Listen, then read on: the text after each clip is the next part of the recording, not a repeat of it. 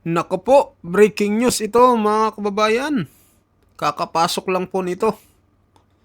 DPWH, no? Quezon City Office ng DPWH. Nasunog mga kababayan. Ang tanong ng mga ating kababayan na iba sa comment section, nasunog ba talaga o sinunog? Aray ko mga kababayan. So sabi dito sa mga comment, tawang-tawa ako dito sa comment talagang sabi.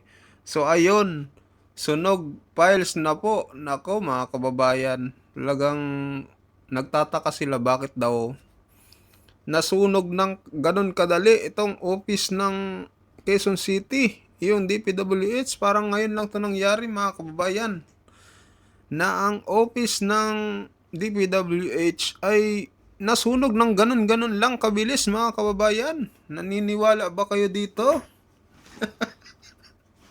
Naniniwala ba kayo dito mga kababayan na nasunog o sinunog?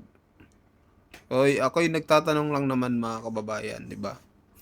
Dahil sa mga nangyayari ngayong issue about sa flood control projects, tapos may lumabas pa ngayong issue ulit, yung ah, ghost classroom naman mga kababayan na 1,700 at ang nagawa laang sa 2025 ay 22 classroom lang mga kababayan. Talagang nakakagalit.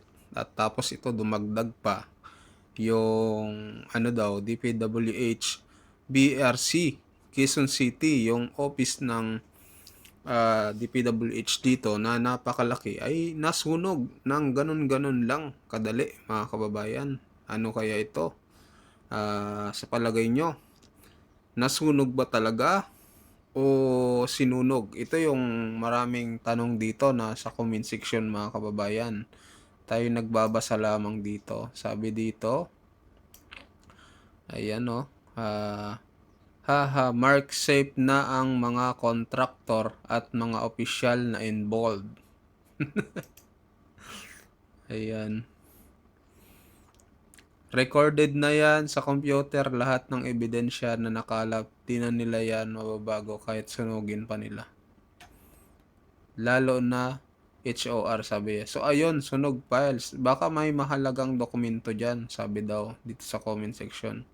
Tapos sabi pa dito, ni Prado Bale, cleansing at it finest. Ayan, para walang ebidensya, sabi ni Emma Lynn.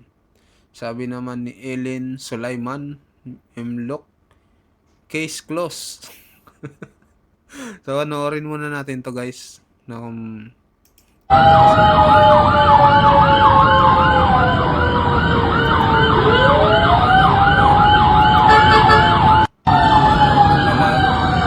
naglalabasan yan ngayon, maraming nag-video dahil nagtataka daw sila bakit nasunog daw mga kababayan. So, hindi rin natin alam ang dahilan mga kababayan. Baka nasunog naman talaga. Pero, hindi pa natin alam kung ano ang punot dulo ng dahilan na ito, bakit ito nasunog mga kababayan. So, marami ding pumapasok sa mga isipan ng ating ilang mga kababayan na baka daw ay sinunog ito. Baka lang naman mga kababayan, hindi pa naman natin sure, no?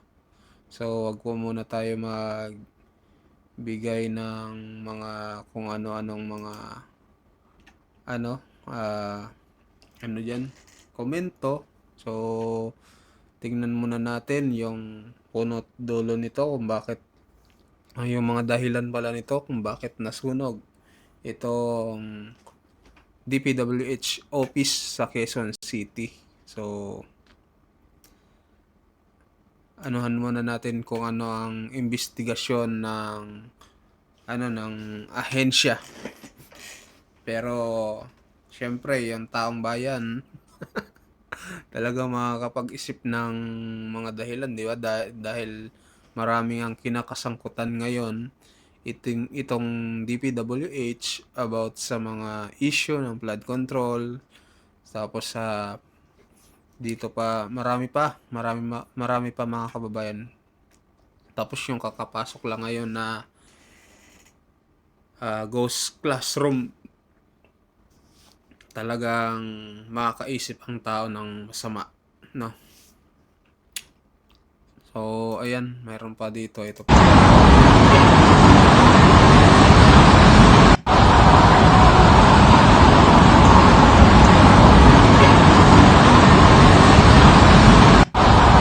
So, ayan, di ba? Grabe.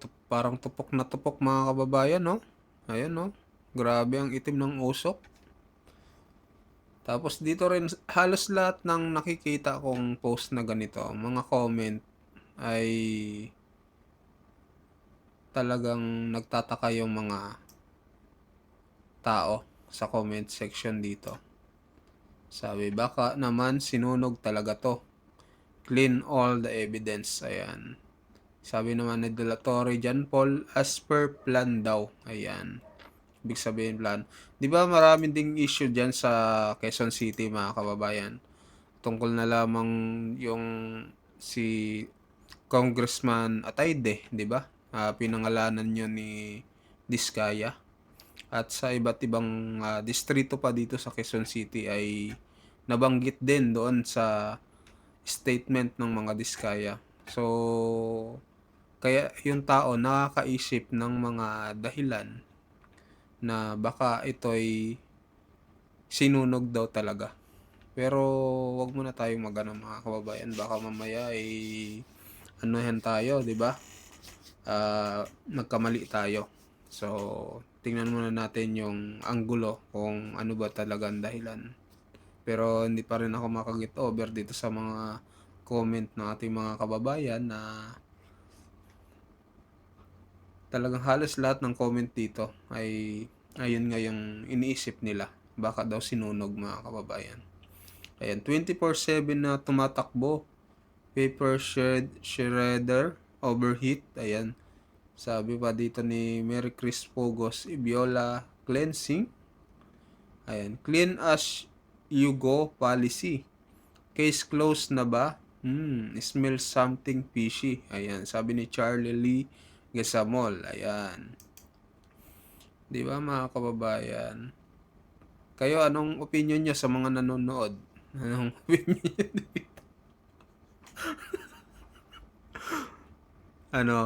Ano opinion nyo? Tayo magtatanong lang naman sa DPWH. At sa inyo, nasunog or sinunog? So, mag-comment kayo, mga kababayan. Ayan. Sabi pa dito ni Roland Picones Baltasar, ha ha ha, clean catch, clean storage, reinstall. Ayan. Sabi ni Noemi Berdan, case closed, mission accomplished. Natatawa ako sa mga comment dito no? Auto cleansing mode. Tapos sabi ni Andong Sandiboy, factory reset. Ayan. Nice case close.